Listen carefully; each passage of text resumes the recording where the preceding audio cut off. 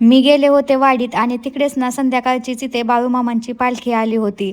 तर दुसऱ्या दिवशी आम्ही सकाळ सकाळ इथे आलो होतो बाळूमामांच्या पालखीचं दर्शन घेण्यासाठी. इथे आम्ही बाळूमामांच्या पालखीचं दर्शन वगैरे घेतलं तर पाहू शकता खूप सुंदर इथे बाळूमामांची मूर्ती पण होती. पालखीचं दर्शन घेऊन झाल्यानंतर लगेच आम्ही इकडे मंदिरामध्ये पण दर्शन घेण्यासाठी आलो होतो. आणि हे मंदिर पण ना बाळूमामांचंच होतं आणि मंदिरामध्येच ना इथे वारूळ पण आहे. आता हे वारूळ मंदिरामध्ये का आहे ते तुम्हाला मी सांगते. तर 2 वर्षापूर्वी ना ह्याच वारुळाखालून बाळूमामांची मेंढी काढली होती आणि त्याच वारुळा शेजारी लगेच बाळूमामांचं मंदिर पण उभं करण्यात आलं आणि तेच वारूळ त्यासाठी मंदिरामध्ये घेतलेलं आहे.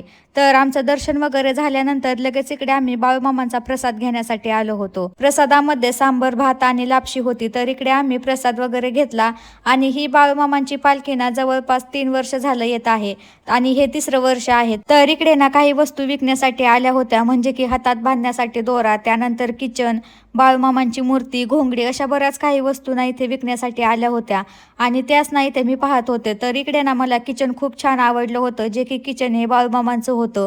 तर लगेच इकडे मी ना ते किचन पण घेऊन टाकलं. किचन घेऊन झाल्यानंतर ना लगेच इकडे अगरबत्ती घेण्यासाठी आले होते, जे की अगरबत्ती पण ना खूपच सुंदर होती. तर इकडे ना आम्ही पालखीकडे अशा 3-4 जणी आलो होतो, ज्या की आमच्या वाडीतल्याच मुली होत्या.